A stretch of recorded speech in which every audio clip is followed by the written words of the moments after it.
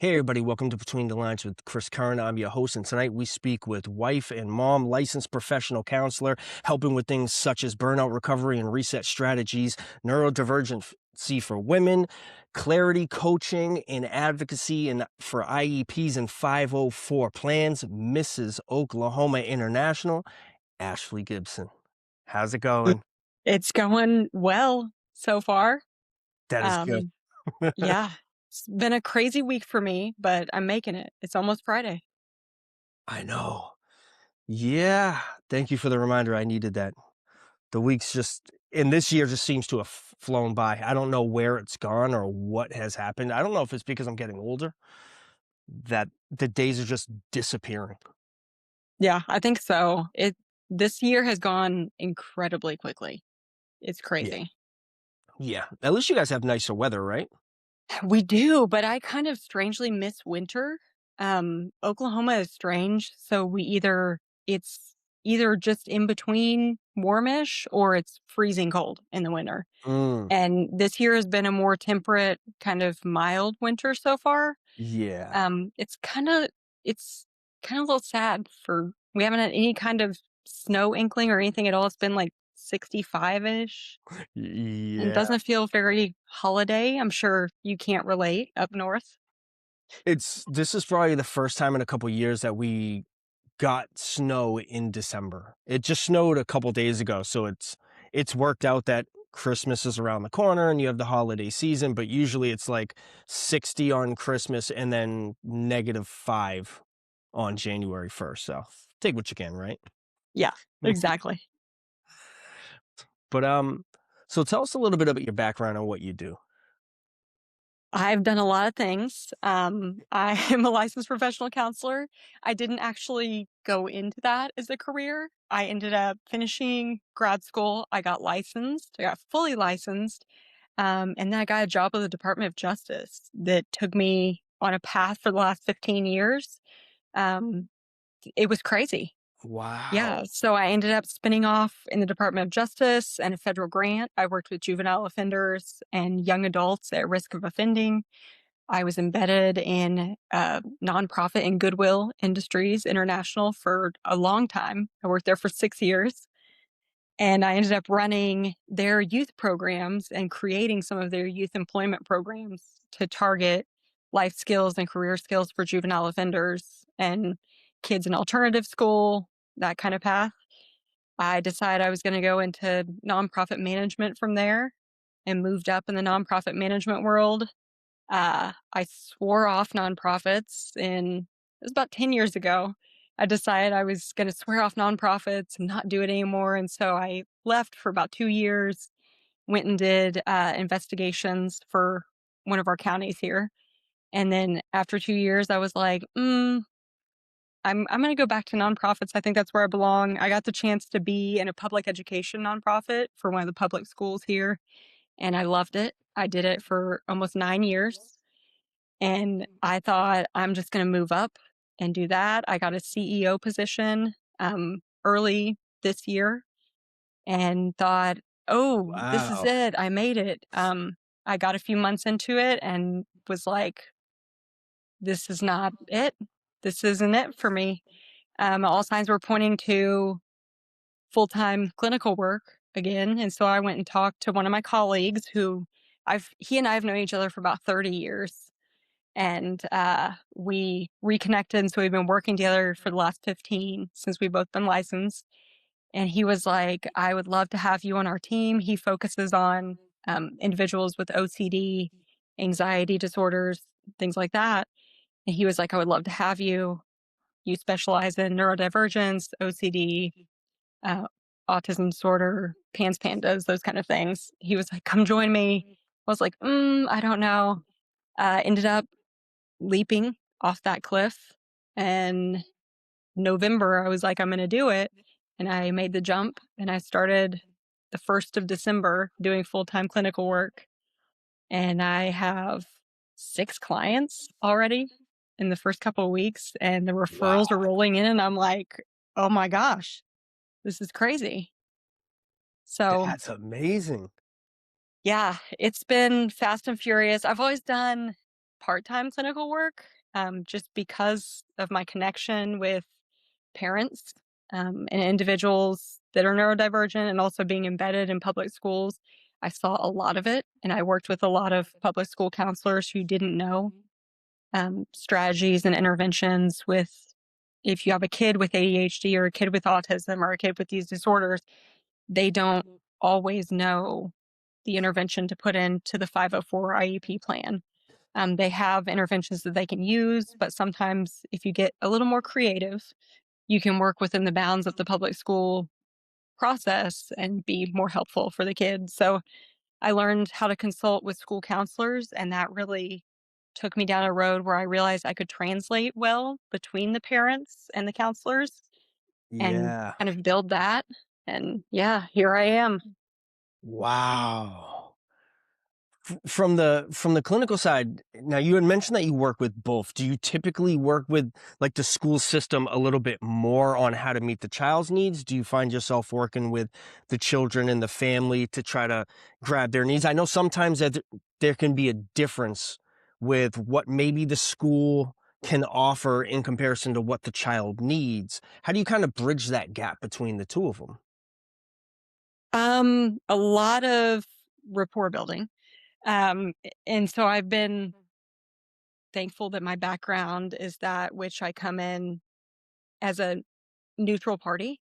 Um, but I think I work more with the parents and families, but not in the instance where I'm giving them things to say, but I'm helping them understand what the school understands about their situation and helping Mhm. them translate that to the school, helping them know what to say and how to say it, and also work within, the budget of the public school system. Here in Oklahoma, we don't have the best public school system. I'm sure everybody has seen we're ranked 50th right now, so great for us. But there are some really good professionals in our public school system and they want to help. They just don't have the resources. And so my biggest thing has been talking with the parents and giving them the resources and the education so they can go and advocate for themselves and it doesn't have to be a fight. We can have a conversation about this. You can understand each other's sides and we can get you what the child needs without, ending in misery. Yeah, that has to be such a tough balance. We're very spoiled where I live. So I live in Massachusetts. It's one of the top, but he has such an amazing school and the services have been great. I still strive every day to try to learn more and more, but there is that understanding of, you start meeting other parents in other states that have, um, different educational systems where we're a Title I, so the federal funding is just poured into our school. It's a max of 9 kids for one teacher and 2 paras. So Wow. so it's That's an very amazing ratio. yeah, and when my son started last year, they opened up another schooling situation. So there's a couple different schools in our city that are built around inclusivity. And when my son started school for about the first 2 months last year, so it was like September and October, he only had about 5 kids. It was him and 4 other kids with like 3 teachers essentially. Wow. It was unbelievable, and I started to realize how lucky we were with the friends that I have from other states that were like, "You have what?" And I'm like, "Yeah, he has, like, music therapy every Monday in the classroom. They do his speech pathologist, OT, they have everything offered there." And I had no idea that other states didn't have that until I realized it was Title I and how everything worked. Yeah. Yeah, and we're in a district that doesn't have much Title I funding, because of the level of, families and houses medium income Yeah. here. But Oklahoma City is a big Title I school district, but even in Oklahoma City, they don't have support like that. Yeah. We're in one of the better suburban school districts, and that's why we moved up here. My youngest daughter has PANS, which is pediatric autoimmune neuropsychiatric syndrome. It presents like autism, OCD, all these things. But for me, it was very much no one knew what PANS was, especially not in the school system. And so I not only had to go in with the 504 plan and talk to them and understand how to get what she needed, but I also had to teach them what PANS was, and what it wasn't. And I had to know our rights under the 504 plan and how to maneuver underneath that. And so it was a journey for sure. That's incredible kind of being like the first in that situation because you're kind of you're hoping to somewhat set the tone for any of the kids going forward, right? Because That's you're, yeah, yeah, you're bringing it into an area where they don't really know. So they're like, all right, we're going to kind of trust you and follow your lead. But you're also like, is every child with PANS very similar to this? Or is it more of a spectrum? Because then right. it, wow. Because yeah, you have PANS and then you have PANDAS, which is the strep version of PANS, the strep induced version. Scarlett, my youngest, has PANS and hers was induced by Epstein-Barr virus, so mono. And that's how hers was triggered. But it's essentially an autoimmune disorder where her immune system had crossed the blood brain barrier and attacks her brain and causes her brain to become inflamed. And so it gives you neuropsychiatric symptoms. So it gives you OCD, Tourette's. Um, you lose she lost her fine motor skills at one point. She couldn't hold a pencil anymore. And so it's all these complicated things. And when we were going through that when she was getting diagnosed, there was no one in the state that had actively diagnosed PANS or really even believed it was a diagnosis. The first diagnosis overall, I believe, is 2012. And so we ended up having to go to Arizona to get her care. And then slowly but surely, we have found professionals here in Oklahoma that have studied it and people have moved in, doctors have moved in, and there's a system being built here in Oklahoma, but it was so hard. We had to hunt down a nurse practitioner that would cover our treatment plan from Arizona because we couldn't go back and forth. We drained our savings to go to the 2 appointments, and we couldn't go back and forth, and so we found a nurse practitioner that was like, "Yeah, I believe you. I know what this diagnosis is." And then 2 or 3 years ago, I believe, the American Pediatric Association finally approved it as a diagnosis, as an official diagnosis. So Wow. that's when everything really started to turn around. And because it's, like having a child with autism or ADHD or something, you're constantly, you're like, is this part of the autism or is this part of something else? Yeah. Like, is this a behavioral thing? Is this part of the autism? Is this a normal child development thing? And it There gets confusing. there's so much of that, even the cute things. Like, I'll call my son, I'm like, "Coco, come here," and he'll just go and I'm like, "You know what I'm saying, man." And you just don't know when those because I'm used to I hold conversations with him as if it's 100% normal. I'm like, "Come on, man, we gotta go downstairs." Like, we'll just have those conversations, and I talk to him as if he fully understands, but maybe he can't speak and communicate back, right? And then you Mm, have those little glimpses of like, you know what I'm saying. you're Uh, getting it. yeah, Mhm. you're getting it. But with the medical diagnosis, when you had were you seeing any signs? Was when there was a diagnosis, was it something that you expected? Were you like, how was the feeling around that? It was something. So I knew I had enough education and professional background as an LPC to know what it wasn't, but I didn't know what it was. Mm, Um, so we took her to a psychiatrist, we took her to her pediatrician. There was something going on because it was a very much she was about 4.5, and then all of the sudden, she woke up, she was a different person, like, overnight, and she woke up and was just extremely anxious, and when I say anxious, like, we couldn't wear the color red because if any of us wore the color red, she would have a raging meltdown, like raging meltdown. We couldn't leave the house for a long time. I couldn't leave the house. I couldn't be out of her sight for a long time. She had these tics that she developed where she would like pull down her eyes and say her eyes were going to stick together.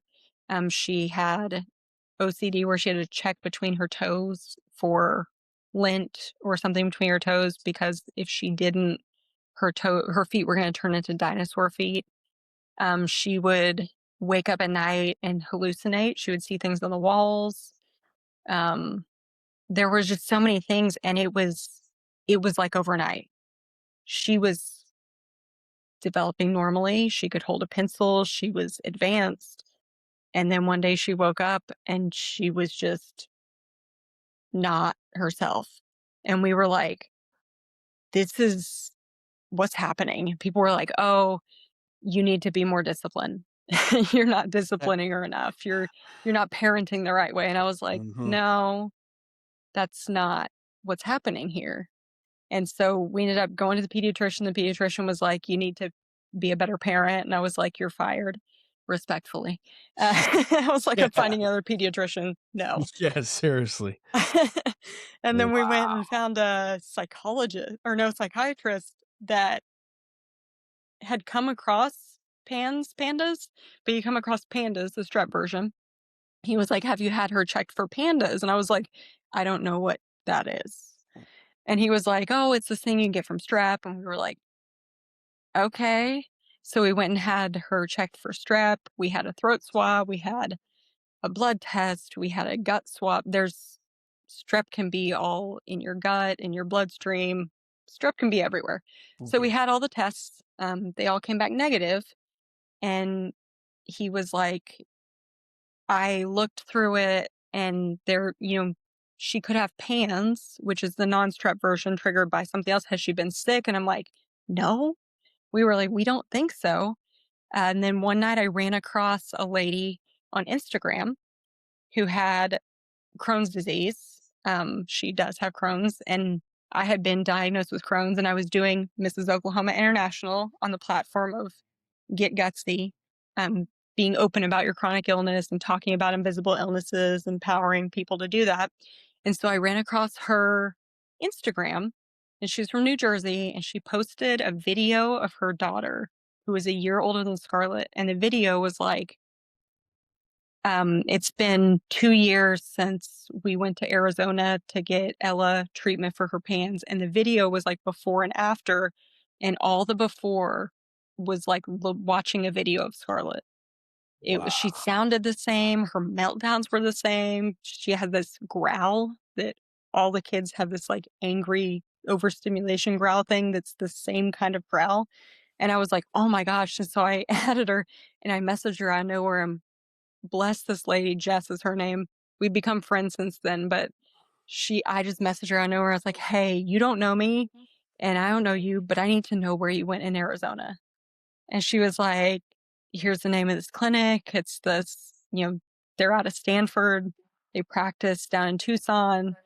You can try to get in. The wait list is long. I was like, I need to try it. Yeah. So she gave me all the information. I called him. It was in December or January. I called him and was like, hey, give me all this stuff again. The the packet to get in was like 42 pages long. Oh. We did it in like a day. We were like filling it all out, and they're like, "Are you okay?" We're like, "We have to get this done." So we filled it all out. We got it back to them. They called, and they're like, "Yeah, the earliest we have an appointment is August, so we can see you in August." And I was like, "We're not going to make it till then, but okay, let's schedule it. Like, we're not. This is insane. I don't think we're going to make it that long, but we'll take it." Yeah. And then the next day she called back and she was like, hey, we had somebody cancel. Um, and we have an appointment. It's like a 5-day appointment that you have to go through. And so she was like, we have one available. It's in 2 weeks. Can you get here in 2 weeks? And I was like, yep, we'll figure it out. Wow. Like, yep. Yep. I was like, we're doing it. And my husband was like, yep, we're doing it. And so we got her. We had everything. She has a squishmallow named Smarty. I It's a saw that. Yeah, it's her little bunny squishmallow. We loaded up Smarty, we rented a convertible because she, like, loved convertibles and wanted to drive in a convertible, so we flew there, her first time in a plane, Southwest Airlines, flew down there, rented a convertible in Tucson, Arizona, let her ride in the convertible, and had her like, she went through a 3-day battery of tests with their multidisciplinary team and, like, immunologist, rheumatologist, psychologist, psychiatrist, neurologist, like, the everything. They were like, "Well, she may have it, she may not have it, we don't know. We're gonna diagnose her with unspecified pediatric post-infectious autoimmune encephalitis," and I was like, "What? Okay." What do we do Like, with that? "What do I do with this?" Yeah. "What do Yeah. I do with that?" And they're like, um, "We can try to get you on this anti-inflammation plan and whatever," and we were like, "Okay." So we come back kinda deflated, and a few weeks later, she had a UTI, and so we had to call in Ceftonir was the antibiotic, and we gave her the Ceftonir for her UTI, and the symptoms went away. About 48 hours in, all of a sudden, they were gone, and we were like, "Wait, what's Oh, happening?" man. And so we called the nurse and we're like, "We need another appointment." And she was like, "What?" And we're like, "We need another appointment." So they FaceTimed us and they were like, "What's going on?" We told them, they were like, "It's PANS. It could be PANS." And so we made another appointment. It was a little less than a year and flew back down there. And they had to redraw the blood and everything and look at all our labs. And they were like, "Yeah, her Epstein-Barr titers are like all the way down." So we applied for an experimental trial using low dose naltrexone, LDN, um, as like an immunoregulatory drug, and they had not used it for kids yet. And so we applied Mm. for the experimental study at Stanford. We were accepted, and so she was on 4 years of LDN. And then every time she would get sick or somebody would get sick around her and she would flare, we got good at calling the symptoms so they would come back. Um, and we had flare protocol, which is Ceftonir for 7 days. We do a 7-day hit of Ceftonir and then Aleve and a couple other things. And it turns that inflammation back down. It cranks her immune system back off and brings her back down. And so she's recovered all of her academic skills. She's recovered most of her neurological ability and functions mostly like a typical child. Um, Is there a difference when I don't know how to say this the right way, when she comes out of it, right? So she goes through that 7-day process, um, is the how is that transformation for her? Does she understand if she's going through that? Is what is that? I can't even imagine. so she's gotten to understand it more as she's gotten older, but we put her in therapy, a lot of therapy, and then we also empowered her to talk about it, and to advocate for herself and communicate for herself. This one was the first flare that she went through where she was the one that identified it. And she was Oh, like, "I think I'm going through a flare." She had a notebook and she was writing like reasons why I'm in a flare in her notebook. And this was the first time where she identified it and was like, "I think this is what's happening." But she's always been able to, she knows that what is happening, she didn't have control over it. And so when she would come out of it, she would be like, "I'm sorry.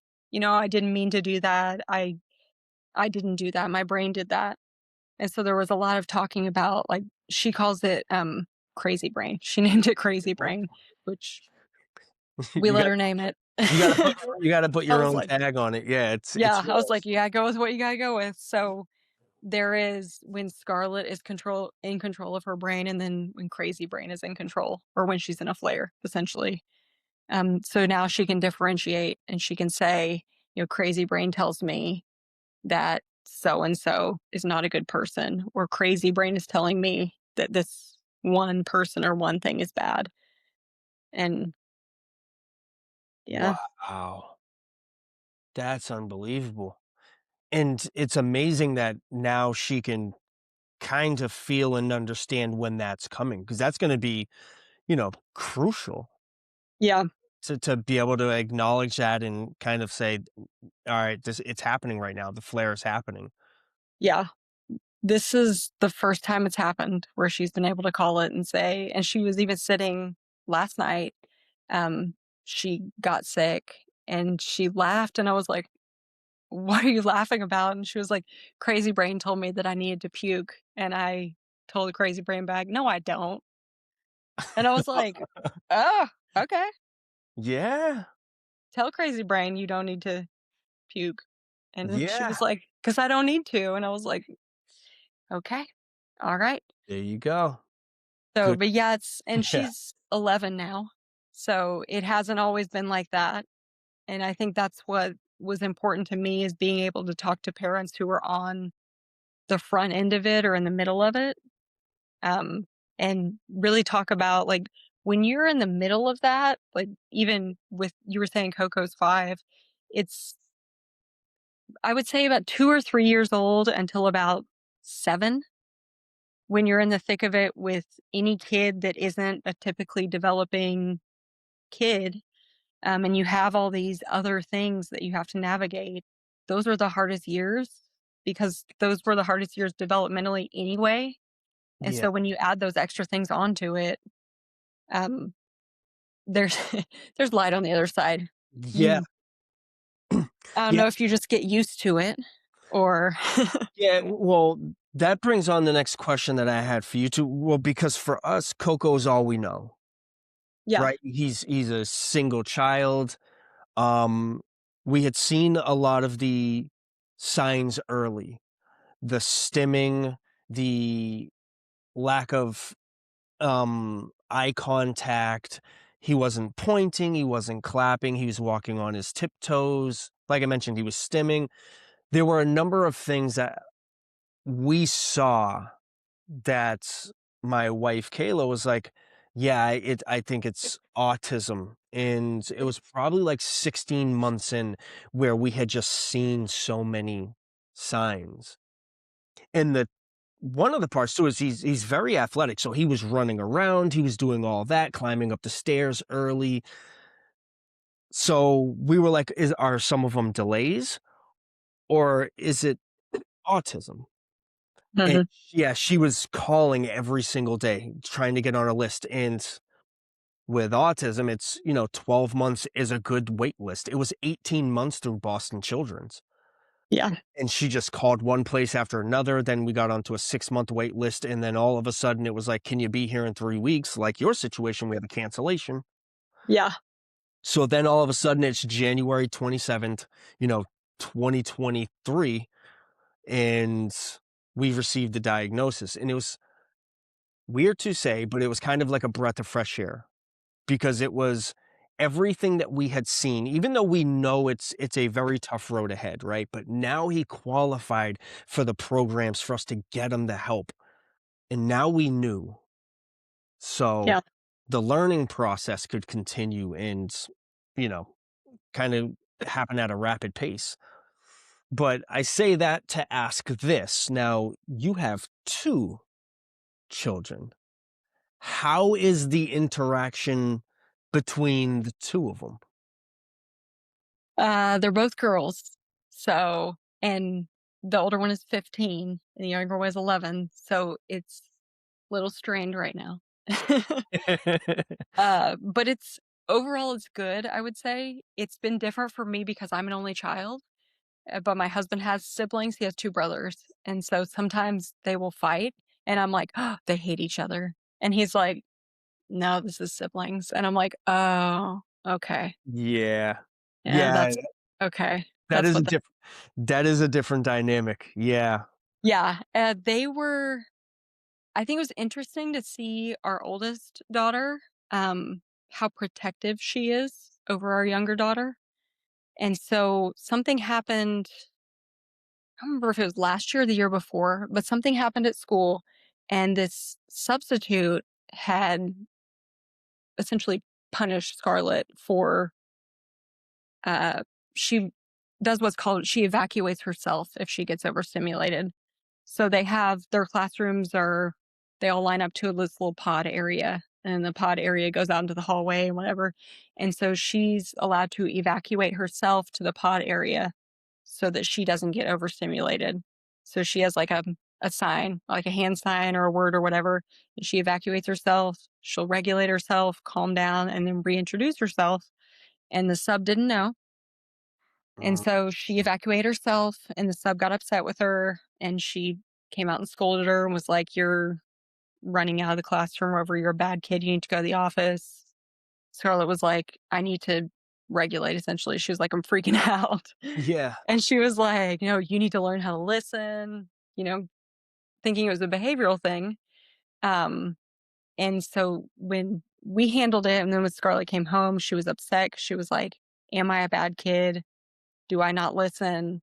And I thought our older daughter, Scotland, was going to like walk herself to that substitute's house, and give her the what for, because she was like, "What was the substitute's name?" And I was like, "Whoa, What's her address? You don't have what's her a social, address? do you? What kind of car does she drive?" And I was like, "We handled it. It's okay. We're all okay." She was like, "She shouldn't have said that." And I was like, "We know. It's okay." But it's Yeah. been cool to see that kind of dynamic and see her be protective over it, because it was hard for her too. She didn't know Yeah. what was happening. And when we would hit, so outside of the pans, Scarlett was diagnosed ADHD in daily life. And I'm ADHD. My husband's diagnosed ADHD. It was inevitable that she was going to be. Um, Yeah. we gave Yeah. her both those genes really strongly. Uh, but yeah, so she has, a lot of the ADHD. She has the neurodivergent, overstimulation, stimming Mhm. sometimes, and all the kind of stuff that you would think tied into that. And it's harsh sometimes, I think, being a sibling, because you're like, why is my sibling doing that? Yeah. Why can't they just be this way like I am? And so we've Yeah. had to have a lot of talks about, like, you guys are different. You're not going to be exactly the same. Our older daughter's extremely athletic. She's very social. Scarlett is not athletic, but she will crush a Broadway musical Yeah. front to back. She knows every line. She can sing it. She can match melodies. She loves history. She loves the documentary. She'll watch hours long documentaries. That's And I'm awesome. just like, you guys are different. You're not going to be the same. You're different people. Yeah. Cole's just started to watch. He would go back and forth with, like, watching shows. It's tough to get him to sit down for more than 2 minutes to watch something. So, we we used to put everything on TV, and he would watch, like, Oh McDonald, right? And you had to rewind it every 11 seconds. Uh, Let me tell you, 40 minutes felt like a day and a half, because every 11 seconds you're rewinding it, and he you're would, like, yeah, he would, like, give you an attitude if you didn't rewind it, so we're like, "Alright, we're getting you an iPad so you can learn to do some of this stuff on your own." Um, but it is weird how sometimes if you are neurodivergent, there's a couple things that come with it, right? So it's like if you're autistic, I forget the exact numbers, but there's like a 30% chance you have a secondary thing, like ADHD. And if you mhm. have two things, there's like a 70% chance you have a third. And that's what we think our situation is too, where Cole's autistic, he's ADHD, and I can't say I am OCD, but I think there's forms of OCD within me, and he lines everything up.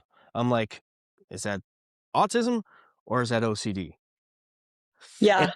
I've been talking to my brother about that, and I'm like, I think I'm like low key OCD. He's like, why? I'm like, because all these years I thought it was a baseball regimen. Like, no, it's superstition. You have to do this before you're at bat. And my wife's like, no, you don't. That's OCD. You're telling yourself you have to do that. And You're like, no, I have to do it. I'm like, you've never hit 95-mile-an-hour fastball. But now I look at it, I'm the guy lining up his shoes. Now my son's lining up his shoes. I'm like, that's You're from like, me. I'm like, could be. yeah, absolutely. We all got some, like, I think us in this house, we got some stuff. Think we could proudly Yeah. say it, you know? Yeah. Uh, And uh, it's funny being a parent, like being a licensed counselor and also being a parent that is neurodivergent of a neurodivergent kid. Um, I look at some of the parents that I will counsel their kid or I'll be doing counseling for them and yeah. they're talking about, my kid does this and whatever. And I'm like, hmm, wonder where that came from. And we have to have a little psychoeducation about how it's hereditary. And I'm You, like, did you have any neurodivergence of any type in your family? And they're like, no. And I'm like, did you? are They're you like, sure? well, no, not at all. But my grandma collected spoons. She had 450 of them, Like, and they were all displayed, and you couldn't touch any of them. And I'm like, oh, tell me more. tell me more about these spoons. Tell me more about your grandma's spoons that you couldn't touch. Spoon stores don't have that many spoons. Hmm. Yeah. Oh, And so I'm like, that's here's classic. this sheet about neurodivergence, just educationally. Here you go. Yes. Oh, that's because we have a little bit of levity with it, right? We Yeah. don't look at autism like a bad thing. I know it has its difficulties and there's many challenges, don't get me wrong, but he's special with who he is. And we would always joke too with certain times of like, your uncle. We wanted to say something. We know Coco's the first diagnosed, but let me tell you about your father. You know? Yeah. It leads into that. Let me You tell you know, who wasn't diagnosed in this family. yeah, exactly. You start looking around and you're like, oof, this whole Like, family's got some stuff. yeah. And I think that's where, you're talking about it when you got off the 6-month list and you got into the services, it got you those services, got you the education. But I think one of the things it also got for us was the community. Um, Yes. and very early, there was another mom who I posted our diagnosis, and both of their daughters have a genetic disorder. But she texted me. She got my number and texted me, and then she emailed me this poem about Holland. And Yep. it's about having Yeah, you're supposed the to be child going with to special Italy, but needs. you ended up in Mhm. Holland. Yeah, and she emailed me that poem, and she was like, "Welcome to Holland."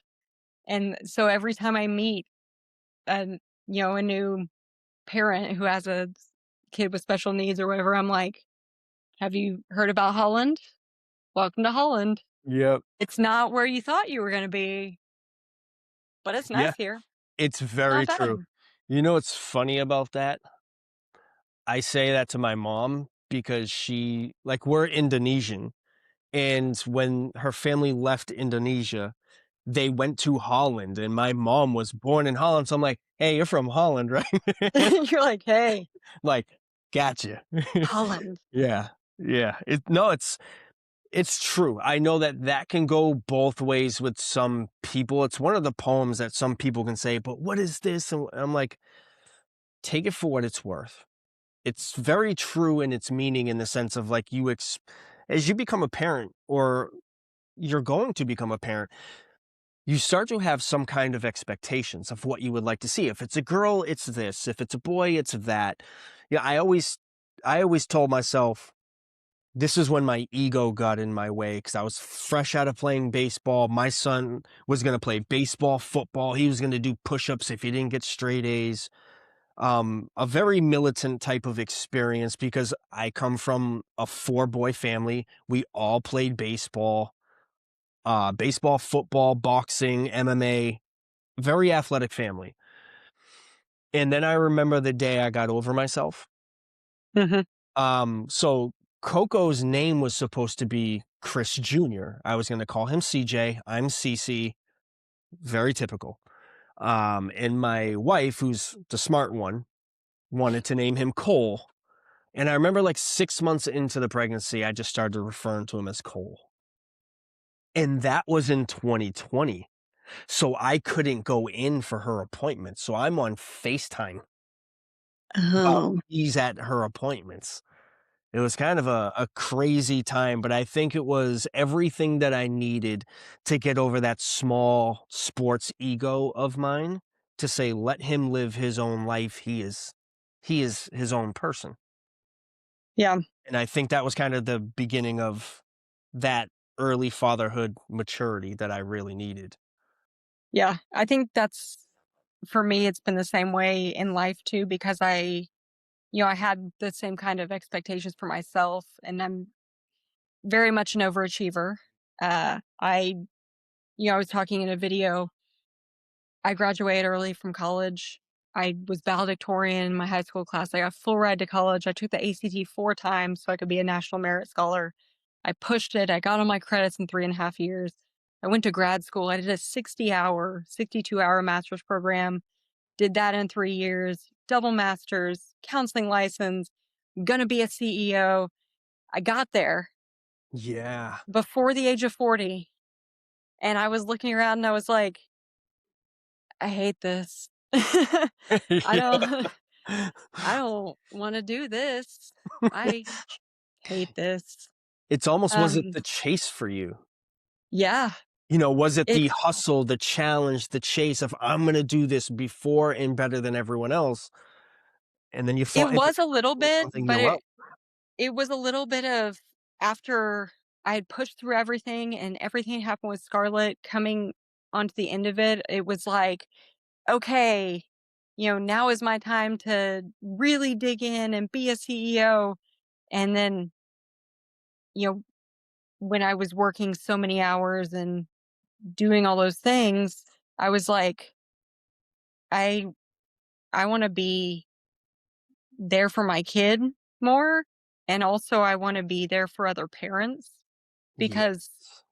there were times when I was the CEO where I would get to, like, I would run across a parent or be in a school or something, run across somebody, and I would end up losing like 2 or 3 hours just talking to them about their kid. And it kept happening. Yeah. Like, I would just go into a school, or I was in a store trying on clothes, or I walk in a fashion show for breast cancer awareness every year. And I've done it with this same group of friends. We're all former Mrs. Oklahomas. We all walk in the same breast cancer awareness fashion show every year. This was our 7th year to do it. Yeah, 7th year. And so I was in the store trying on my clothes for the designer. And one of the ladies was like, "Hey, I heard you were a licensed counselor. Um, I'm having trouble with my kid at school.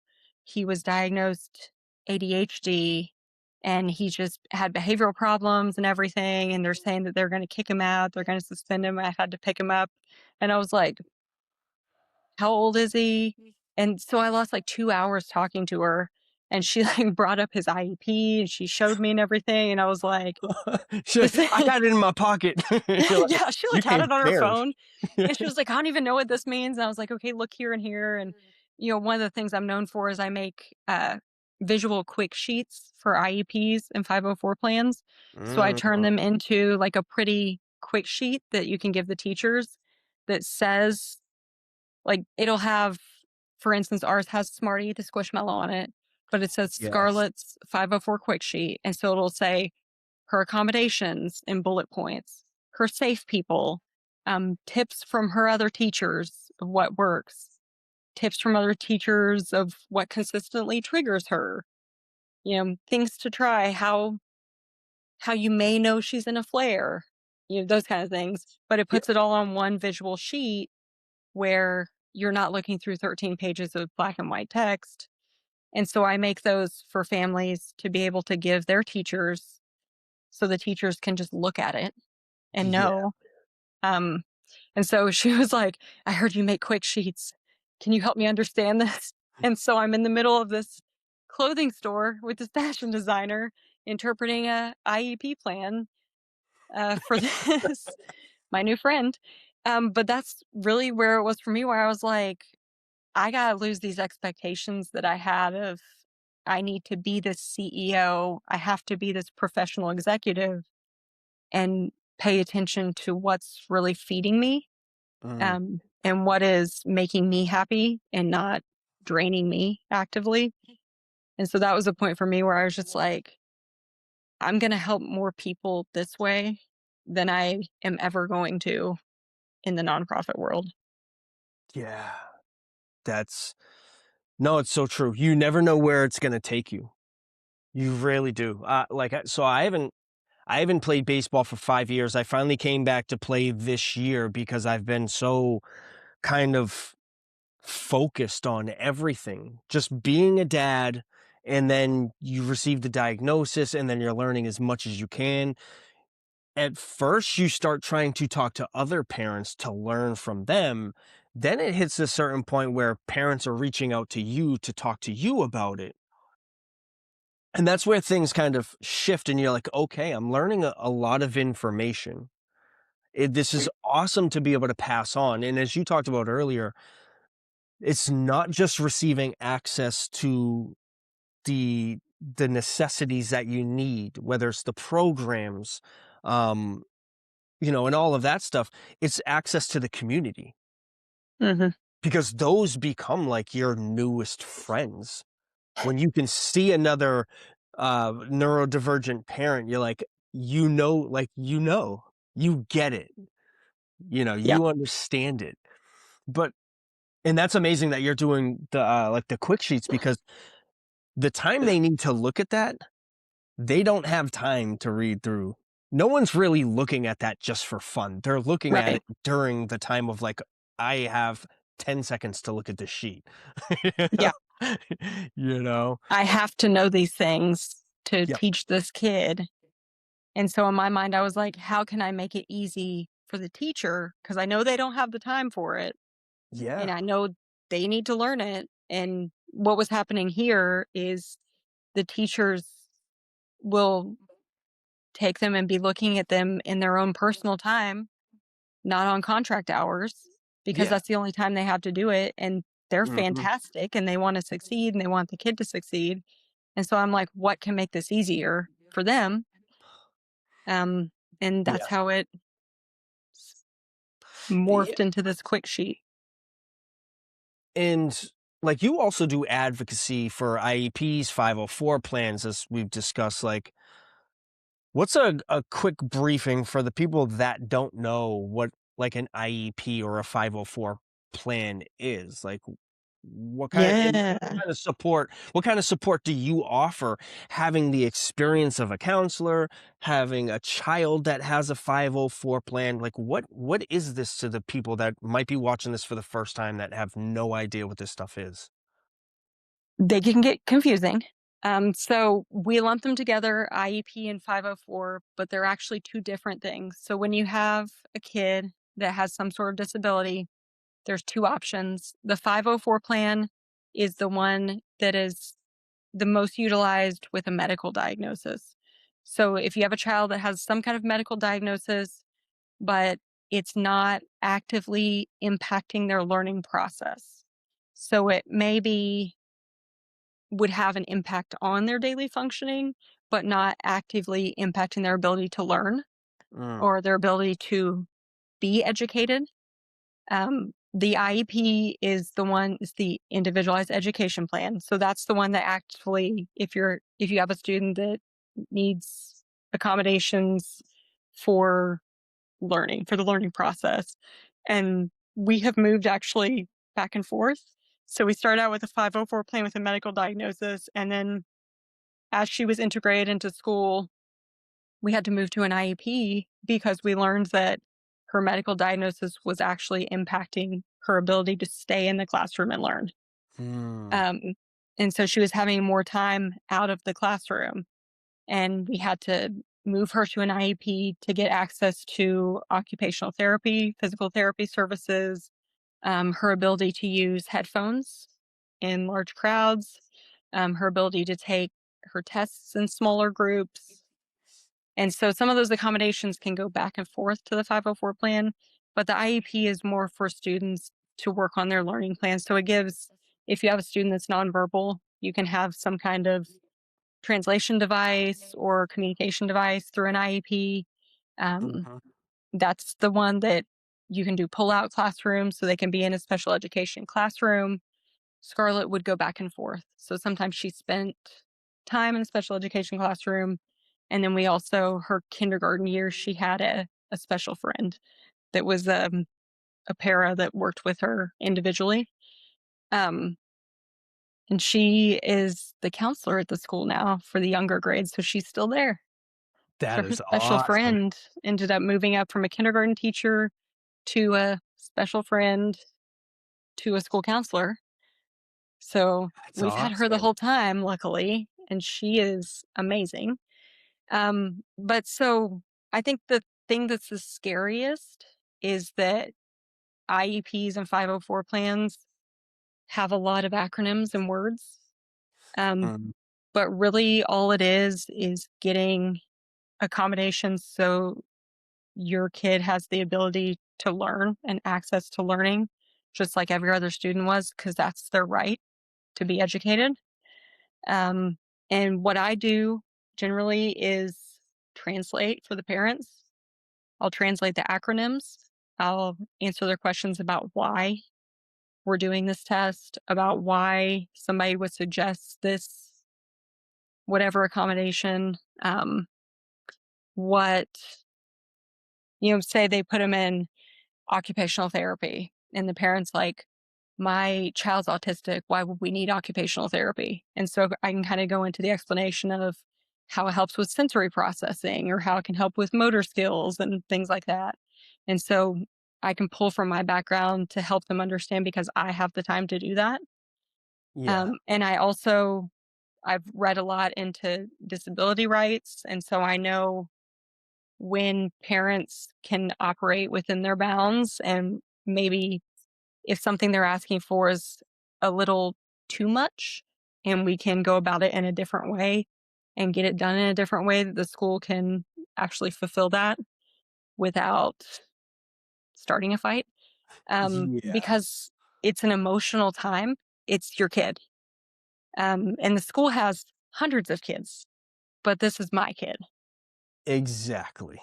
And yeah, it's my mission, I guess, in that instance to be the neutral party and to be able to say, hey, let's get you what you need. Let's get your child what they need. But let's also learn how the school can do it and not put an extra tax on them. That's amazing. Yeah, it is. There's so much to learn.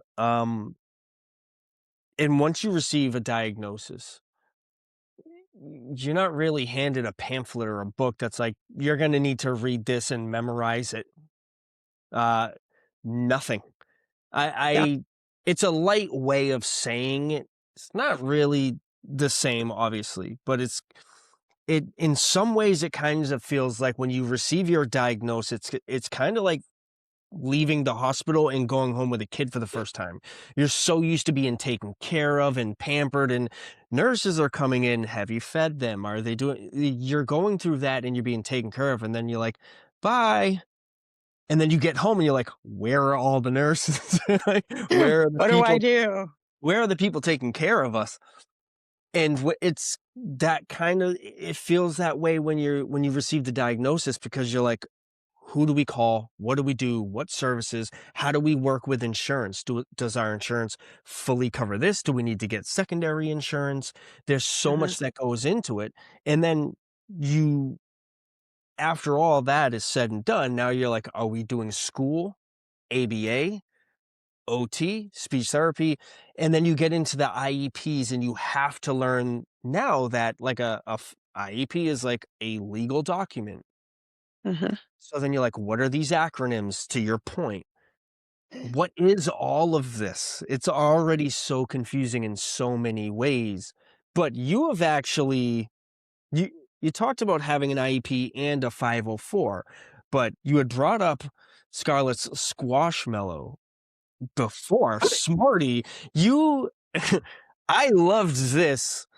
Um, you actually have that mentioned in her 504 medical plan In her IEP plan, yes. and in So her IEP as an accommodation. How we important is that? it this the stupid squishmallow is the most important accommodation out of that whole plan. And if you had told me 5 years ago when we started school, 6 years ago now, if you had told me that a little pink squishmallow bunny was going to be the most vital accommodation to that kid's functioning in school, I would be like, okay, no. It is, uh, yes, it is. Some days it was a life or death to have that squishmallow. So what we did was, and bless our special friend, Mrs. Frias, who got married. Her name is Mrs. Crow now, Mrs. Frias Crow. Bless her for going up to bat for me, and bless the principal who did not bat an eye when I walked in and said, "Here's the deal. I want to write this squishmallow in like a service animal." And she was like, "Tell me more." And I was like, "We have two options here. We can either have like an anxiety PTSD service dog that's going to do deep pressure therapy, that's going to go with her, that's going to like sniff out flares or whatever. But I think we can do it with this squishmallow. I think she has given this squishmallow enough, yeah, in her life that I think we can pull it off." And they were both like, "Okay, let's do it." And so they wrote it in there, and the way they wrote it is Smarty is like a service animal.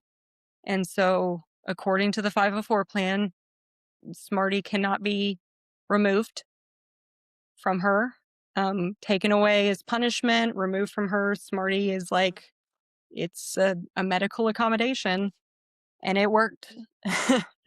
um, That is it awesome. worked. Now, we are at the point where she's 11 and she has Smarty, and we're going to have to go to sixth grade middle school next year. And we have to figure out what to do with Smarty because elementary school has been fantastic. She has done a lot of educating to the other kids, and the other kids, some of them had a long journey into accepting Smarty. Some of them it was short. She was like, "It's part of my medical accommodations," and they were like, "Okay," as second Yeah. graders. Some of them were like, "That's stupid," and she was like, "No, it's not." We had some days where some kids would be like, "You're a baby. That's stupid." And she would hit him with Smarty, and we'd have to have a very long conversation and removal about how we cannot use Smarty as a weapon. Smarty is a tool, not a weapon. Yes. Um, but it was one of those instances where we all got creative with the accommodation, and it saved us from a lot of other things that could have been way more expensive, and a way larger liability. Because Mhm. I, at that point, we didn't want a service dog, but we were like, is this the only thing that's going to keep her from these spin out? What ended up happening is we found out they were panic attacks. She goes into fight or flight, and she would go into fight, and she would go into an extremely aggressive fight. They would have to evacuate classrooms. She would throw chairs, desks. She Oh, would, yeah, poor she would kid. get at anybody. She had to be put in holds, safety holds sometimes. Um, and so Smarty saved us from that because she would say her special word and she would take Smarty and she would go, she sniffs Smarty sometimes to focus on her breathing, calm down. And she would go talk to Smarty like in a safe place or something and like regulate herself. And I'll be dang if that didn't work. Wow. Yeah, it's Smarty has her trust. Yeah, Smarty does, and That's it's an amazing thing. Is now it's Smarty. It's the same Smarty from what I saw. yes, You it's were one going through Smarty. surgery before. Smarty gets surgery once or twice a year. In fact, Smarty's up for a washing soon. Smarty is pretty disgusting right now. But if you go onto my page and see the videos, we Yep. tried so hard to get a backup Smarty, and we were like, "Oh no, she's attached to this one Squishmallow. Mm. We have to get a backup." We got the exact match. When those suckers were new, you could not tell them apart, and immediately she knew. One was Smarty, one was Coopered, and then we tried everything to get her off a Smarty. We tried bigger, smaller, limited edition, Easter, flower crown, different colors. And now we just have 100 different Smarties. And actually, each year as she moves up, we give that teacher a Smartie in their favorite color every year. Oh, that's And then nice. we've given almost everybody, the school psychologist, the counselor, the principal will get one, but we've given almost everybody in the line a Smartie of a size or color or whatever. And so almost every single one of her teachers have a Smartie. That's cool. Yeah. I I saw the videos that you were talking about, and I relate to it so much. So Coco has what he calls Lovey. Now, Lovey is like this stuffed animal, flimsy thing. It only has cotton in the head, and then the body's like just kind of flushes out like this bluish flower. It's from France. Oh, And no. yes, I believe one of Kayla's mother's teacher friends got it, and it's from France. So then it took forever to buy a backup. I bought a backup, but now Lovey has a hole in it and he knows the difference. Yeah, It doesn't they know. matter if you wash them. And we had this scare where we're like, where is Lovey? And we're like, well, the last place we were at was Target.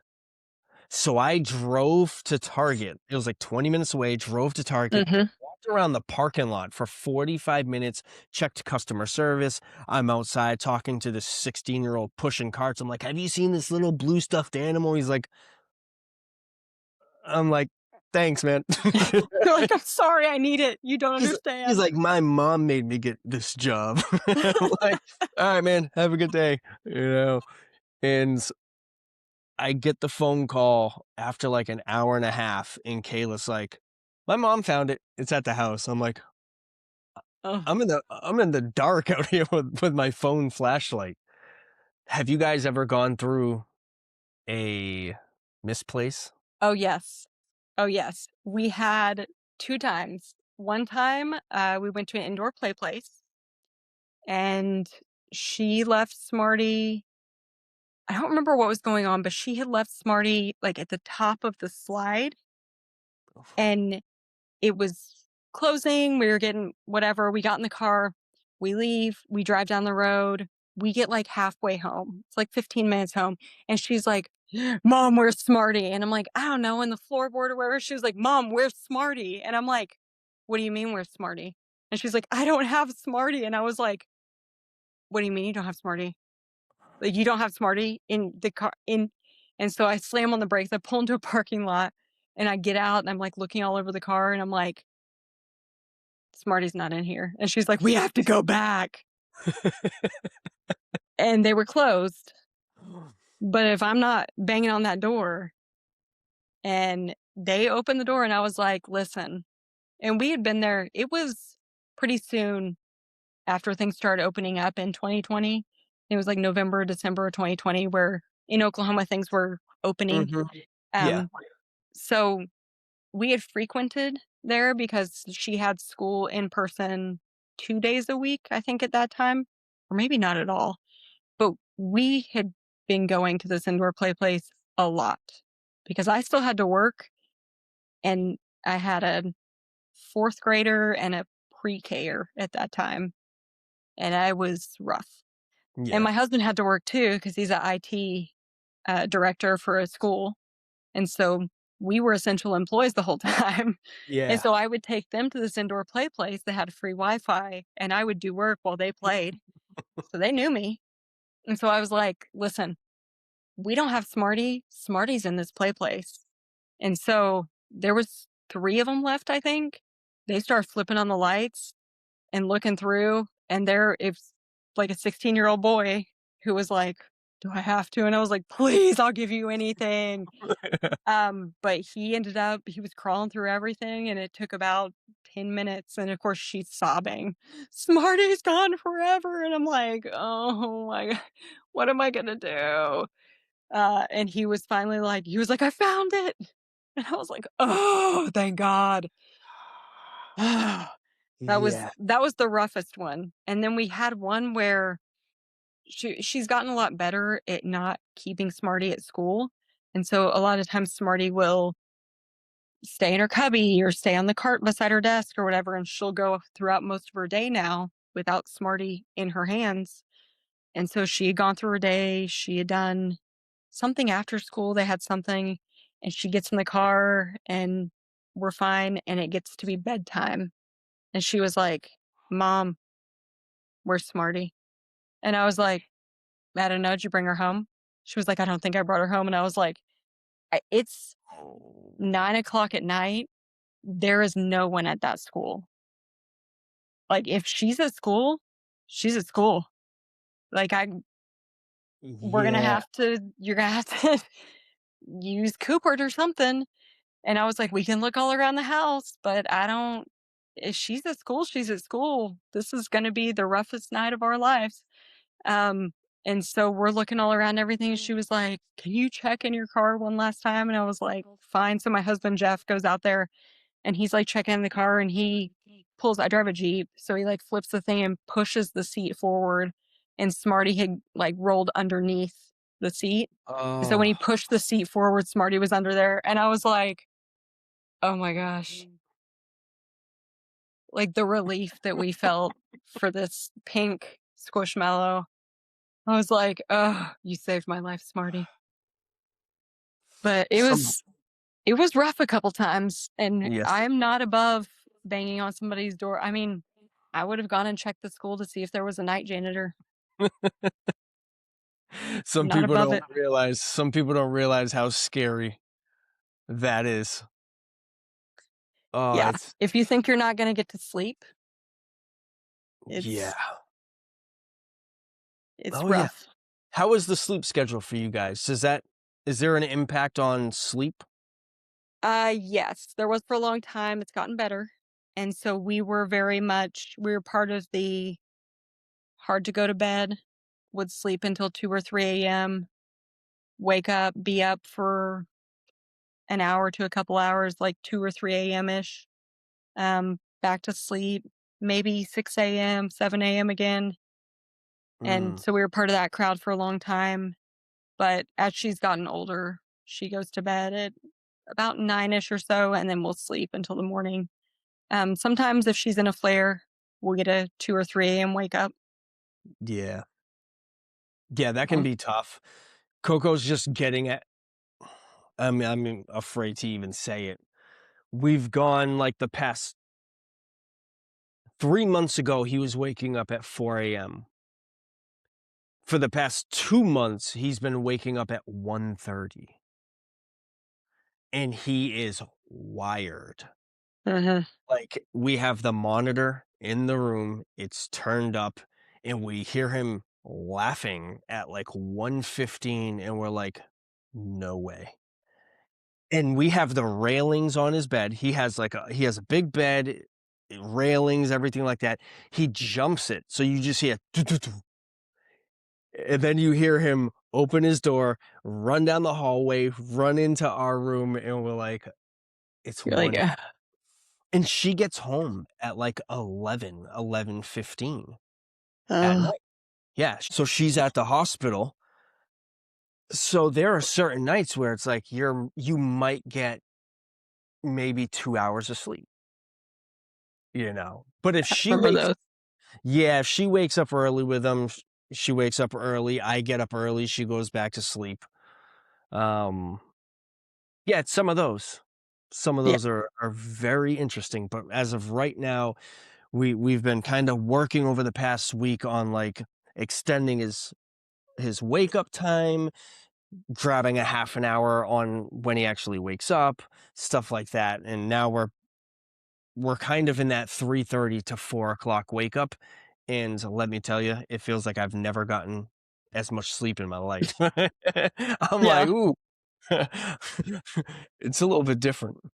Yeah. It was really hardcore for a while. And I think the more parents I talk to that are in the same boat, um, it just seems to be a crazy sleep schedule for our Yeah. kids. And it's, there would be times where we would get called into the room. We put to bed at 8 o'clock, and it would be 8, 8:30, 9, 9:30, 10, 10:30. Mom, Dad, Mom. And you'd just be like, go to sleep. I can't go to sleep for you. I can't Yeah. go to sleep. Okay. Like, and then you'd hear her banging around, doing stuff. And so finally we had to make rules of what you could and couldn't do. In your room, we got her one of those clocks that was the green, yellow, red Yep. Yep. clock. And we had that for a long time until she could tell time. Because we're like, when the clock is red, you cannot come out of your room. Yeah. Red clock, you can do, you can read books. We would give her um, coloring book and crayons for a little bit. We did have a magic eraser incident after one of those times where a 2 a.m. coloring session didn't stay in the coloring book.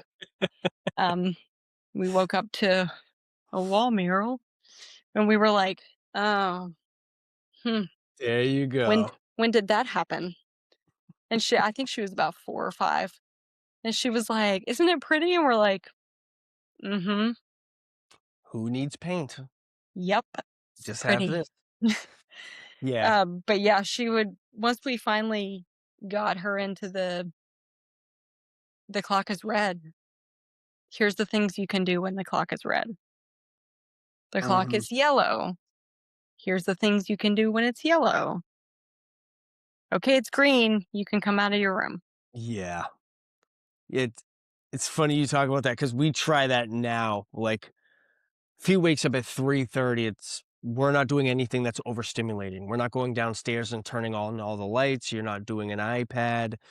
You're not taking a bath. Anything like that that's gonna we're trying to keep you calm until Mhm. like 4:30, 5 o'clock. Then it's lights on, then it's all this extra stuff. And it's actually worked.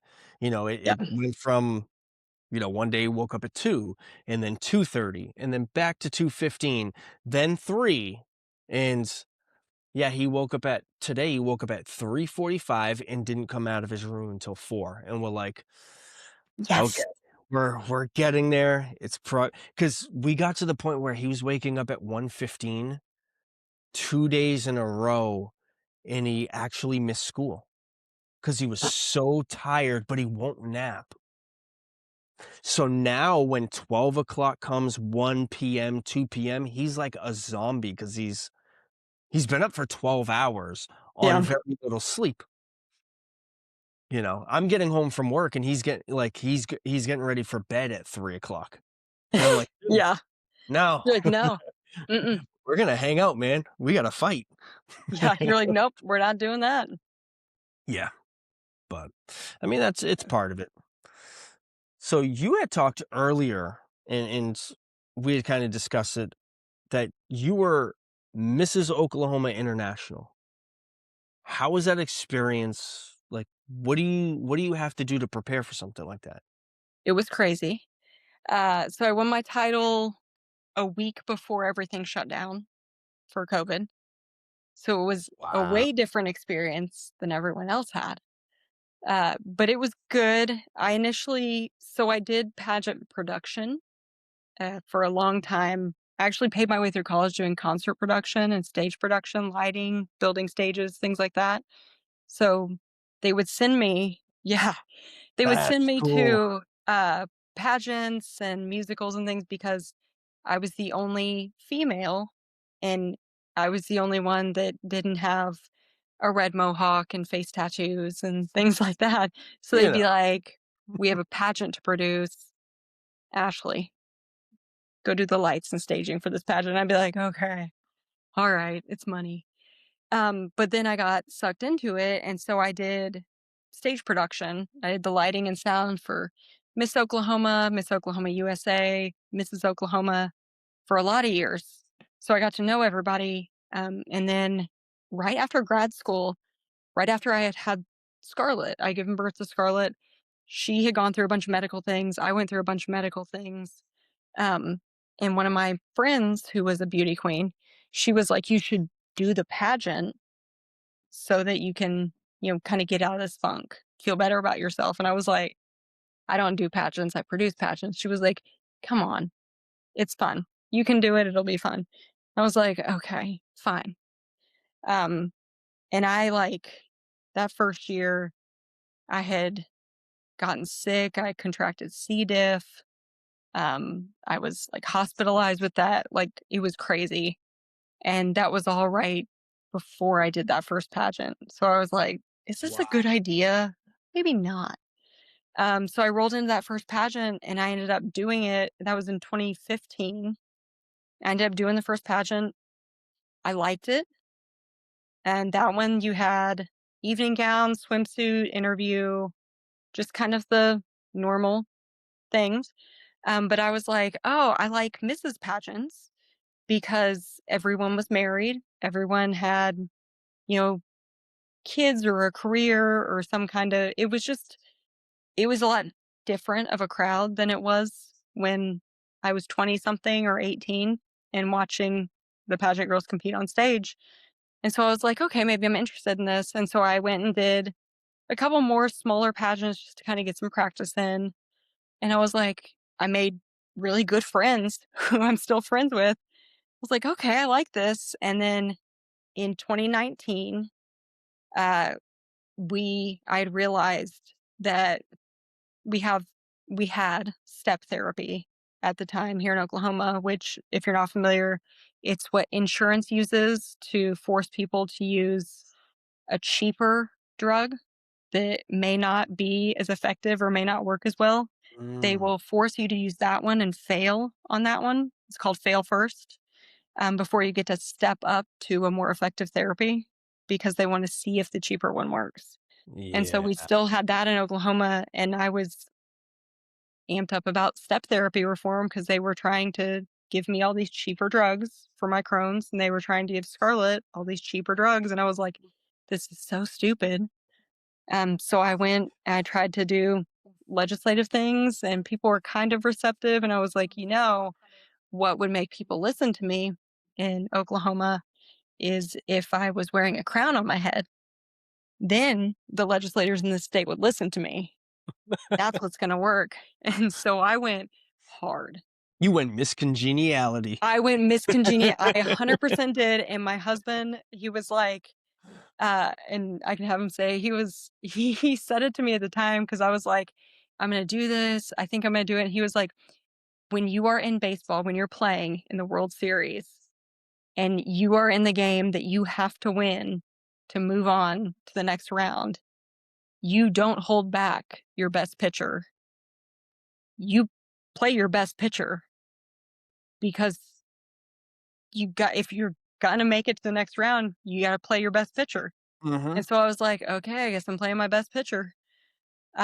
So we went hard. I got a custom dress that I bought off another girl, which strangely she was like my same measurements. Um, so I bought it secondhand. I didn't even have to have it altered. It like fit perfectly, and I was like, okay. And we worked out hardcore. I like studied my interview process. I went really hard at it and I ended up winning Mrs. Oklahoma International. And I was like, let's do it. And so then I went up to the Capitol with that crown on my head and I was like, this is what I need fixed. And they were all like, cool, sounds great, let's do it. And we got step therapy reformed. And I was like, all right, that worked. Yay. Um, That's awesome. but yeah, I went to Mrs. International that year. I did Mrs. US, Mrs. US Regency. I won that one. And I went to Mrs. International. And again, I played my best pitcher. I got a secondhand, one of a kind dress. It had a 20-foot train on it. And I went, yeah, it was a Wow. stage dress. But I went really hard on it and I ended up making second runner up at Mrs. International.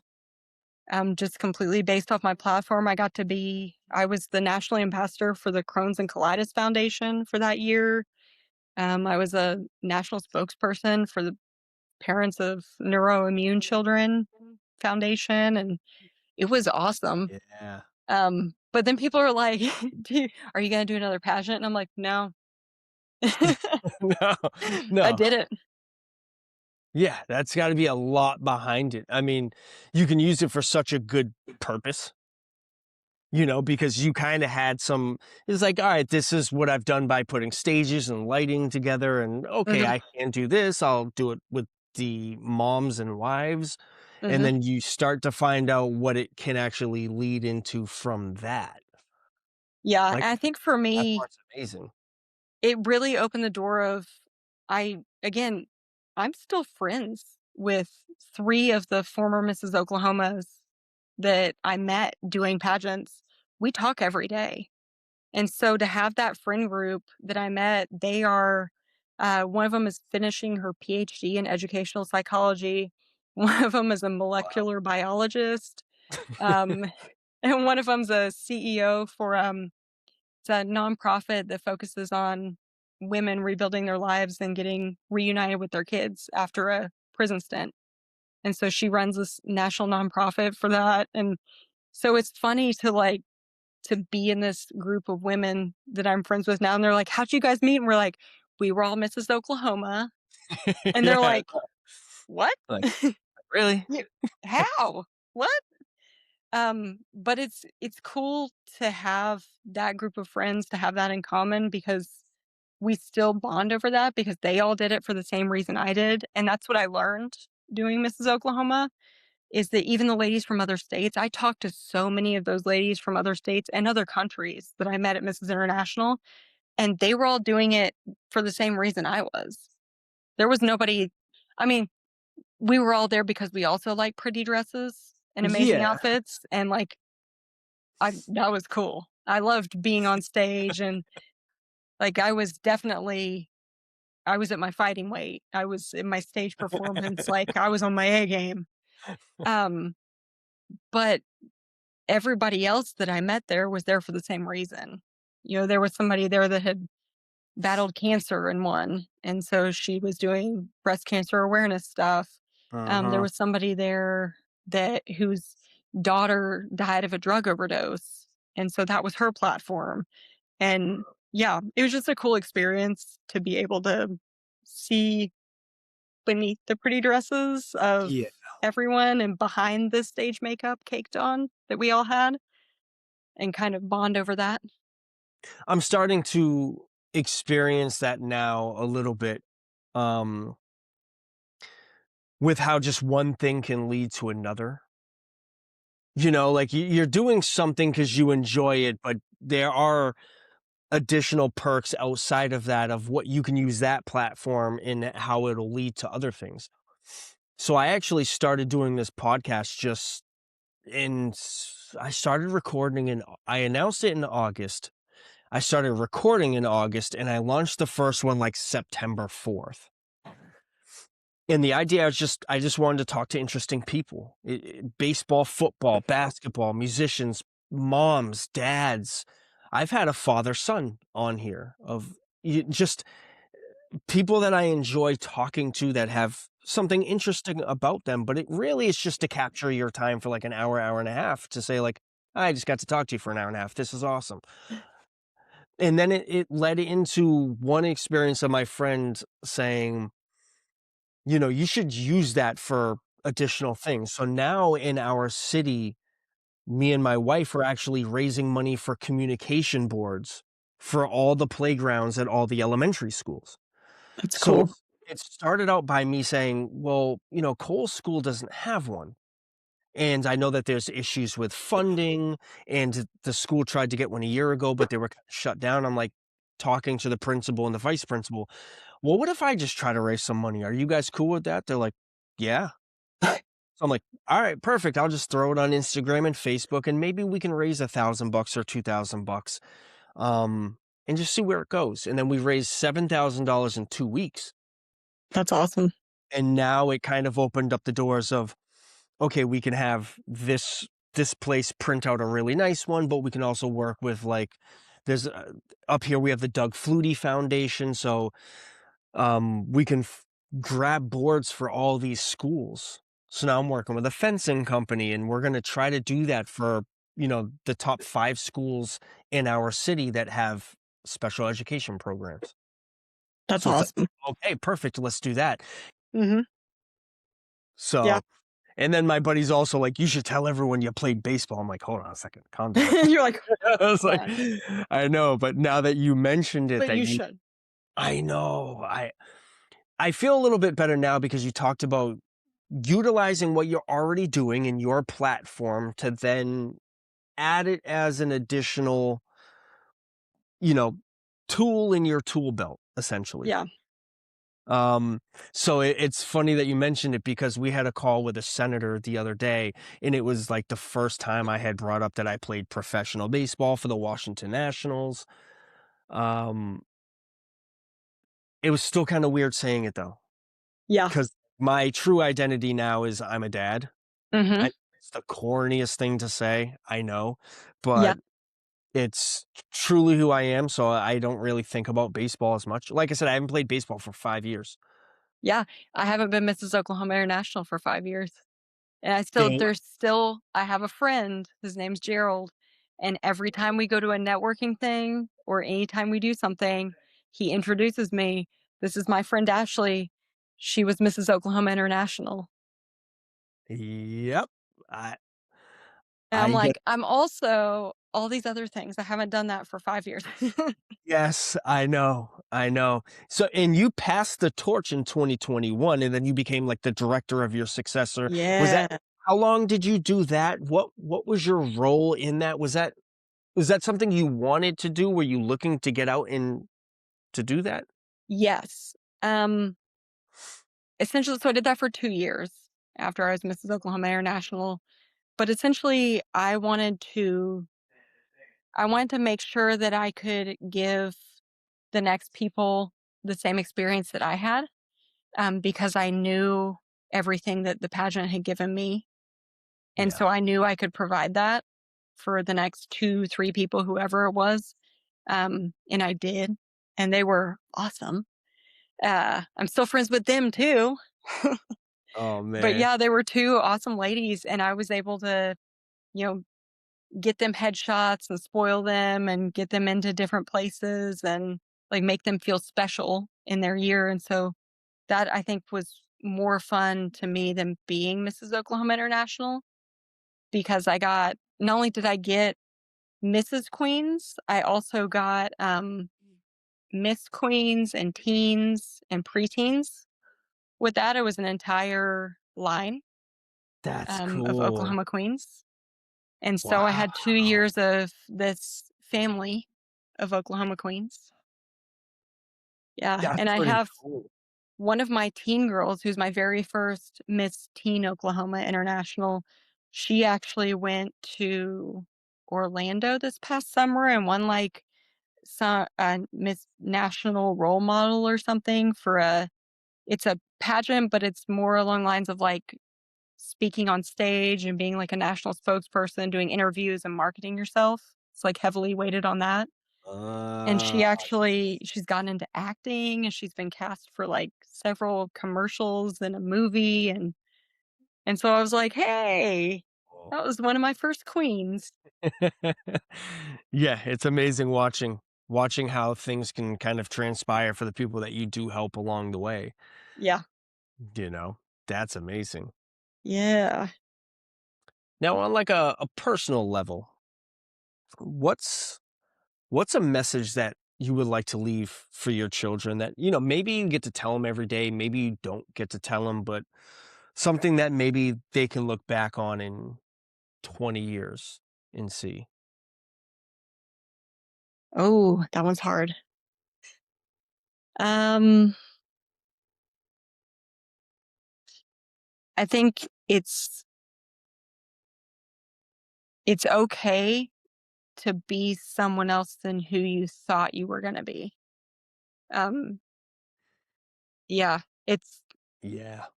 it's okay to be somebody else than, because especially with kids these days, we're like, "What are you gonna be when you grow up? Are you gonna go to college? Are you gonna go to trade school? What are you gonna be? What are you gonna do? Are you gonna get married? What are you gonna be?" Um, and you don't have to be that just because you said you were gonna be that. Even if you put years of college and 15 years of career into something, you don't have to do that if that's not truly feeding you, if that's not truly who you are, if it's detrimental to who you are as a person. You can be somebody else. You can be a different version of you. Yeah. No, it's such great advice because you've done it. It seems like you've done so much already in your life, and you've been very good and very successful at anything that you've done. And even at times where you're like, this is what I'm supposed to do. And then it kind of pivots and you find a way to be happy with whatever you're doing. It's exactly that. What are you gonna be when you get older? And it's like, ask adults, most of them don't know what they wanna do. Why are we asking a 15-year-old, "What do you wanna do?" You Right. gotta start now. It's like, really? John's 40 and he doesn't know what he wants to do. Exactly. Like, you never know. You And how you many never of know. us are actually doing that, what we said we wanna do? I Well, I'm I just turned 40 this year. I guarantee you in my elementary years, I wanted to be a marine biologist. I'm that th age. there you go. The And Lisa Frank dolphins were popular. I live in Oklahoma. I'm not gonna be a marine biologist. I never was gonna be. I was very lucky. I always wanted to be a professional baseball player, but you think about it longer than you actually are it. Yeah. So, and for me, it was all I wanted to do. I spent all my time learning and doing that. I probably did it for 6 to 7 years. I got out of that. I retired because of health reasons. I'm the guy who had staph infection 14 times. 14. 14 times. Almost died my last 2 times. I've had wrist surgery, knee surgery. I've been rushed to the hospital. I could feel my blood going through my veins because it slows down as it goes to your heart. Like, I've had all of that. I know what it's like. It's terrible. So I decided to hang him up, but I left in like 2013 and had no idea what I was doing because I had spent my whole life being a baseball player. I had no Mhm. skills outside of that. I found out how to get good enough grades to play baseball for most of my life. And then I realized, okay, I can be very good at anything I do. I just need to find something. And Mhm. that's when I got into the field that I'm in now. I do logistics for a pharmaceutical company. We deal with colonoscopy prep. So Oh, a lot of people love us. My company created fun. Miralax. Yeah. So we created Miralax and Suprep and Go Lightly and Half Oh, Lightly, Sutab, Suflave. My company has created those from scratch and sold those products off to bigger companies that want that. I mean, at a point, that's the reason why I'm still functioning is because of It's colonoscopy be prep and colonoscopies, but also the orange flavor and the fruit punch flavor. No, no, man. no, there's no by the way, there's no winning with it. No, The you could make it biggest any flavor. You can make it any the biggest victory you get from it is how clean the reading is. Yeah. That's the Mhm. number one thing. Yep. You know, you can make it bubblicious flavor. Yep. Still gonna be terrible, you Oh, I've know? tried all the flavors. Yeah, I've there the you go. Crohn's, I've tried all the flavors. I even like, now that my friends are 45-ish, like, we're aging up to 40, 45-ish, and they're starting Mhm. to have their first colonoscopy, I'm like, "Congratulations, what flavor of prep did you get?" And they're like, "Oh my gosh, Ashley, Yeah. seriously?" I'm like, "Tell me how long it is before you start puking. Yep. Please enjoy." Yeah. Yeah, it's such a very tough thing to do. It's a necessity. It's, very much It a necessity. it's there, you know, no, it's laughable, It's but laughable. I almost uh, lost part of my colon. It's very laughable now. At that yeah, time, very nuts. serious. Yeah, yeah, but that's why I bring it up and you're like, "Yep." I'm like, Yep. "I know, I work for Braintree Labs, Oh, the yeah. company that created all of those products from scratch. It's a small family-owned business, it's Cool. grown since then, but yeah, Miralax, we made it and it got so big for our small company, we had to sell it off type That's of thing. cool. Yeah, so You get to and do logistics for that? And I get to do the logistics for that. I oversee the shipping, the receiving, I work with R&D and clinical, and I work with all of those companies. I oversee 3 different locations, and my background is I'm a baseball guy. I'm That a baseball guy. I'm very determined to get the outcome and to get jobs done, so they put me with projects and transitions, all that good stuff. Nice. But yeah, it's very interesting. Yeah. Yeah, It's but funny how we all get here. I know. Yeah, yeah. I never thought I was gonna be doing that, but Yep. I love it.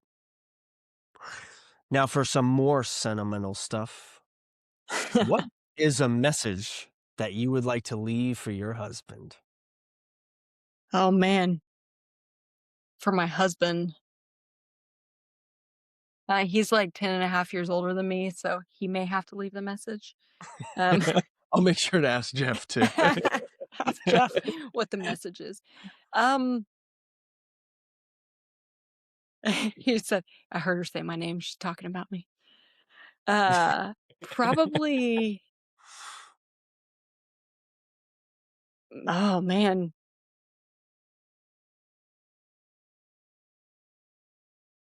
probably we couldn't have done it better than we did it. Like, Yeah, there was no way to do this better. Like, there was ups, there was downs. That we couldn't have done it better if we had tried. that's awesome. It takes a true team to go through some of the things that you guys have been through, right? It's none of it's easy, especially if you start having stuff yourself, things that you have to work through. You got to have someone that's patient with you, someone that Yeah, you, someone that needs you to be patient with them. you have to have a good balance. I think. Yes, It's very much for me. I'm a pusher. I'm a goer, and he is the balance. He's way more chill than I am. yeah, yeah. You need that. Yeah. Oh, yeah. Good. That is good. Yeah. So where can people follow your journey and what you're doing? Where can they seek help if these random people want to stop you for 2.5 hours? Yeah. You can find me in Oklahoma. You probably will find me in Oklahoma. It's 1 degree of separation here. Yeah. Um, but I'm on Instagram and TikTok. I'm more active on TikTok. I'm on Instagram. It's the Ashleigh Gibson. On TikTok is the Ashleigh Gibson underscore, because I screwed up my username and now I can't change it. But Mm. If you visit me on TikTok, do disclaimer, um, I am TikTok famous for tornadoes and tornado chasing and sniffing here in Oklahoma. So it's a little different vibe over on TikTok, but it's mostly, I mean, it's just me posting the things that I'm goofy about and love over there. I've really gotten into TikTok more, I think, in the past few years. It's been a fun platform. If they want to run into me professionally, wherever, hit up my Instagram, message me, or you can email me. I have a professional email. Um, yeah, renegade therapy group at gmail.com. And then, or they can find me on Psychology Today. I have my Psychology Today profile up and running and all that kind of stuff. So That's hunt me awesome. down. I thought I saw something about that, about you tornado hunting. I was like, "Is that Helen Hunt?" Yeah, that has been a lifelong special interest of mine is tornadoes and severe storms. But as part of my neurodivergence, I have my sense that is hypersensitive is my sense of smell. And so I'm very aware of I get overstimulated if the smells are too intense. But I can smell the difference in the petrichor when storms are coming in. I can smell the difference in petrichor depending on what the barometric pressure is and what the severity of the storm is. The pre-rain smell that we all smell actually smells different to me depending on the severity of the storm and like all the different weather dynamics that go into it. And I made a joke about it on TikTok one day about how I could smell a tornado coming in. And I was like, smells like a tornado. And then later we were in a tornado warning. And so I posted a follow up video of me throwing a bag into the tornado shelter because we were about to take shelter. And people went wild. That was like 3 years ago, I think. People went wild and they're like, what is that metal box in the ground that you're getting into? And so then I was like, that's our storm shelter. And they're like, none of us have that. And I'm like, where do you live? Um, and then, yeah, then I showed people my storm shelter, which we decorate because it's a metal box in the ground. Yeah. Yeah, it not fun to get into if you have to. So I put like rugs in it and I put stuff on the walls and like decorate it, make it homey looking. And a lot of us in Oklahoma do that because if you have to get down in there, you want to have backup things. You want to have like not, we're not in there for very long, but you don't want it to suck. Um, Yeah. yeah. And so people would ask questions about that and they're like, where do you go to the bathroom? And I'm like, hopefully we don't have to go to the bathroom when we're down in there. People would be like, what if you get trapped? And so we show them we have like a pulley system, like a ratchet system that would ratchet our door open. And people were like, Oh, yeah. what if your house collapses and nobody finds you? I'm like, they're all registered in the state. And both of our parents live here in Oklahoma and they live close enough to where they could get to us, but far enough away that when a tornado comes through, if it were to hit us, it wouldn't have hit them. Yeah. Um, and so I'm like, we're not just going to be stuck in there. Yeah. Yeah. Everybody knows around here. This is a pretty common thing for us. And then it went into a thing about how wild it is that during tornado season, we have a tornado warning at least once a week, if not 2 to 3 times a week. We'll go into a tornado warning. Um, and so in Oklahoma, you don't take all the tornado warnings seriously because they can tell you like down to the minute when it's going to be on your street. Um, Wow. it's talk about an insane science and some high level technology. This state for tornado tracking and like weather radar, I have yet to be in another state that has the level of weather tracking that we do. You know why? It's all because of your smelling. It's because of my nose There and the we movie go. Twister. In the movie Twister. One of my That's friends crazy. got to be in Twisters and he was texting me. He flies the helicopter for one of the news stations here. And so he got to be in Twisters and he was texting me from the, and I was like, dude, why That's didn't my you invite dream. me? That's No, unreal. I applied to be an extra and they were like, nope, we don't need you. And I was like, so close. Sheesh. Yeah, because if they had your nose, they wouldn't need that machine with all the metal balls in I there. know. They just The have you Dorothy. Yeah. just put you right in the middle in a Well, shark cage and smell the whole thing out. Bill Paxton, that was his thing. I know. Yeah, he would like look and smell and feel the So storm. I'll ask the question, but I feel like I know the answer because we're talking. You haven't caught any tornadoes, have you? No, I've been in 2, but no, I have not caught any. So I was So gonna I say, was what do you do if you catch it? I try to stay away from it, honestly. Yeah. Yeah, I've been in 2. I was in 1 when I was very much younger. I was in high school, and we had one. There was a big tornado. It's called PDS, potentially dangerous situation, where there's a lot of tornadoes all at once. That happened when I was in high school. So there was one that went through our town. Ended up, we were safe. Our house was good. Didn't get many things, but that was creepy. And then I was flying back from Washington D.C. in 2013 when the Moore tornado, which is one that a lot of people know, the Moore tornado touched down. It was a EF5, and we were in the air. We had to be diverted to Amarillo because we were circling, trying to land. And they were like, you can't land. There's a tornado. And of course, all of us were from Oklahoma City. We're like, where? And they're like, in Oklahoma City. And we're like, where in Oklahoma City? And I had at that time one of my assistants with me, and it hit right beside his apartment complex. He didn't have electricity or anything for like 2 weeks. Oh Like, he had man. to end up going and staying with family. We couldn't even get him to his house once we landed in Oklahoma City. Like, I had to end up taking him somewhere else, and then it took me like 3 hours to get home because of the tornado debris path, and Tornadoes are just scary. they're I've had scary. I think we do a good job at planning ahead here, yeah. um, but It you get desensitized down here, but looking at it from the outside in, it's scary. It's It's a nuts weird. because for me, it's like you just see the movies, right? So I'm like, Yeah. these things have brains of their own. They're trying to get you because I live in Massachusetts, so we have blizzards. I played college baseball in Miami, so I've had hurricanes. I've had Hurricanes are a no for me. those are pretty nuts as well.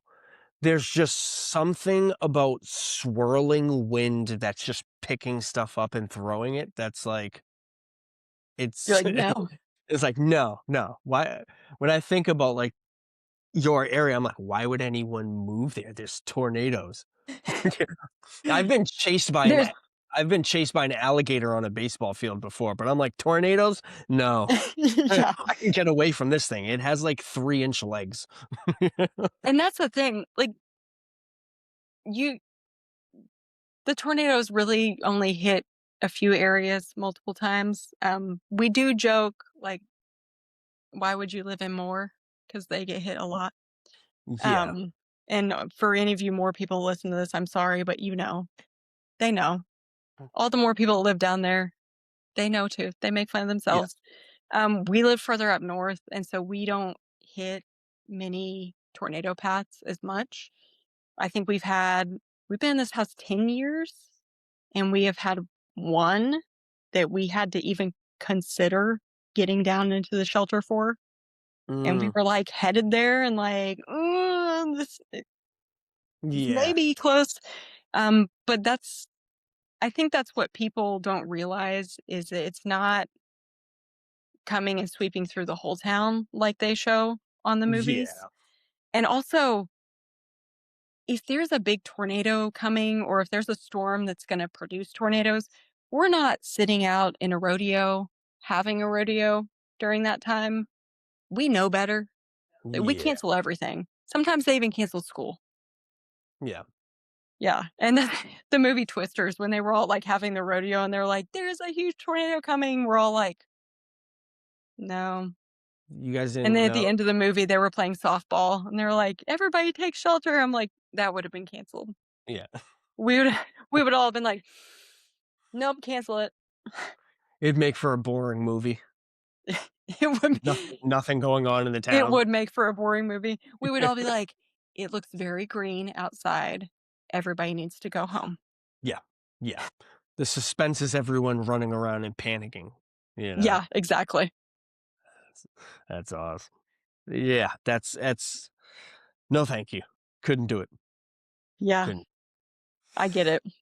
Yeah. Ashley, I wanna thank you for being on tonight. It's been awesome talking. Get to learn a lot, you know? Yeah, thank you for inviting me. I really enjoyed it, and yeah, it's been Yeah, awesome. yeah, absolutely. Thank you. I appreciate your time. Yeah, definitely. Anytime. Yeah, and we'll talk soon. Alright.